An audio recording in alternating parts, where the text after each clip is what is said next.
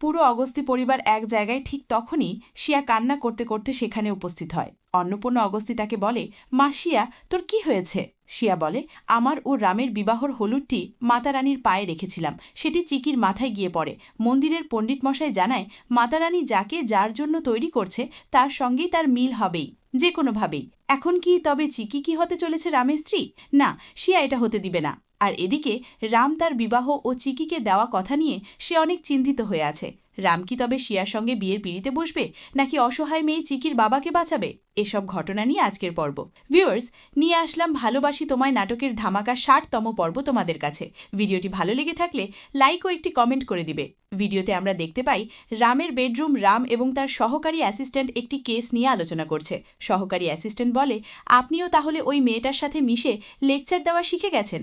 রাম বলে, তোমার এত কথা চিন্তা করার দরকার নেই, নিজের মাথাটা একটু শান্ত রাখো, বুঝতে পারলে?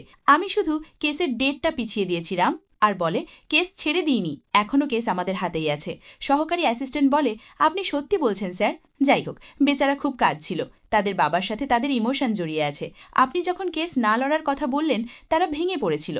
রাম বলে, আমি জানি সে কেন এত ইমোশনাল, নিজের কাছের মানুষকে হারানোর কষ্ট কত সেটা আমি খুব ভালো করেই জানি, কিন্তু মাঝে মাঝে সব কিছু চোখের সামনে দেখেও আমাদের কিছু সিদ্ধান্ত নিতে হয়। রামের বোন নীল ড্রেস পরে ঘরে প্রবেশ করে। রামের বোন বলে, দেখো ভাই, তোমার এই বিয়েতে বাবা মা ঠাকুমা সবাই খুব খুশি আছেন, তাই তুমি কারো মনে কষ্ট দিও না, আর বিয়ের জন্য আমাদের সাহায্য করো। রাম চুপ করে থাকে। রামের বোন বলে, কিন্তু ভাই, তুমি কি সত্যিই ঠাকুমার কথায় কেসটা ছেড়ে দিলে? আর যদি ছেড়েই দাও তাহলে ওই বেচারি চিকিদের কেস কে লড়বে? সত্যি কথা বলতে কি ভাই, শিয়া বৌদি যদি না থাকতো তাহলে আমি নিশ্চিত ওই মেয়েটাই তোমার জন্য পারফেক্ট জীবনসঙ্গী হতো। সুগন্ধা ও শিয়া বিয়ের পূজার সামগ্রী নিয়ে মন্দিরে প্রবেশ করছে। হঠাৎ উপরের ব্যালকনি থেকে পূজার থালা এবং হলুদের পাত্র নিচে চিকির মাথার উপর পড়ে। চিকি পুরো হলুদ মেখে যায়। শিয়া অবাক হয়ে বলে, এই পূজার জিনিসপত্র সব এই মেয়েটার উপর পড়ে গেল কিভাবে? সুগন্ধা বলে, এটা তো খুব অশুভ হয়ে গেল। পণ্ডিত মশাই এগিয়ে এসে বলে, কিছুক্ষণ সময়ের জন্য সবকিছু বদলে গেছে বলে মনে হতে পারে, কিন্তু নিয়তি যা নির্ধারণ করেছে তা কখনো মিথ্যা হয় না।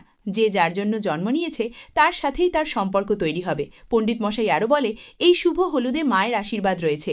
শিয়া রেগে গিয়ে বলে, তার মানে কি এই সব কি আমাদের রামের জন্য মায়ের কোনো সংকেত? শিয়া চিকির দিকে তেড়ে যায়। শিয়া বলে, তোর জন্য সব অশুভ হচ্ছে। তুই জবে থেকে এসেছিস আমাদের শান্তি কেড়ে নিয়েছিস তুই চিকি, তুই ইচ্ছা করে এসব করেছিস তাই না? চিকি কাঁদতে কাঁদতে বলে, না, আমি এসব কিছু জানি না, আমার কোনো দোষ নেই। শিয়া রেগে গিয়ে বলে, তুই যতই চেষ্টা করিস না কেন আমার খুশি তুই কেড়ে নিতে পারবি না। এই জন্মে কেন, 100 জন্মেও এই খুশি শুধু আমার হবে। তুই দেখে নিস চিকি, রামকে তুই আমার থেকে আলাদা করতে পারবি না। শিয়া একটি জলের পাত্র নিয়ে চিকির মাথার ওপর ঢেলে দেয় হলুদ ধোয়ার জন্য। পণ্ডিত মশাই বলে, তুমি ওর গায়ের হলুদ জল দিয়ে ধুয়ে ফেলতে পারো, কিন্তু নিয়তির লেখা মুছবে কিভাবে? পণ্ডিত মশাই আরও বলে, মায়ের আশীর্বাদ ওর ওপরেই এসে পড়েছে। শিয়া পণ্ডিত মশাইকে বলে, আপনি চুপ করুন, এসব এই মেয়েরই চক্রান্ত। রামের দাদিমা অন্নপূর্ণা ও পরিবারের সবাই বসে বিয়ের মণ্ডপ ও ডেকোরেশন নিয়ে আলোচনা করছেন। এমন সময় শিয়া কাঁদতে কাঁদতে দৌড়ে এসে ঘরে ঢোকে। রামের দাদিমা অন্নপূর্ণা শিয়াকে বলে, মা, কি হয়েছে তোমার? শিয়া দৌড়ে এসে রামের দাদিমা অন্নপূর্ণাকে জড়িয়ে ধরে কাঁদতে শুরু করে। শিয়া বলে, সরি আন্টি, আমি তোমার কথা রাখতে পারলাম না, সব শেষ হয়ে গেল। রামের দাদিমা অন্নপূর্ণা অনেক রেগে গিয়ে বলে, কি হয়েছে আমাকে বলে, কি হয়েছে তোর সাথে? শিয়া বলে, আমার ভাগ্য খারাপ, আমার ভাগ্যে মনে হয় রাম ও আমার বিয়ে নেই। আমাদের বিয়ের জন্য যে হলুদ মায়ের মন্দিরে ছোঁয়ানো হয়েছিল সেই হলুদ আমার গায়ে না লেগে চিকির গায়ে পড়ে গেছে। আমার সব শেষ হয়ে গেছে মা। শিয়ার মুখ থেকে এমন কথা শোনার পরে আগস্তি পরিবারের সবাই হতবাক হয়ে যায়। ভিউয়ার্স, ভিডিও আজ এ পর্যন্তই। ভালোবাসি তোমায় এপিসোড আপডেট পেতে আমাদের চ্যানেলটি সাবস্ক্রাইব করে রাখুন সবার আগে ভিডিওটি দেখতে। ধন্যবাদ।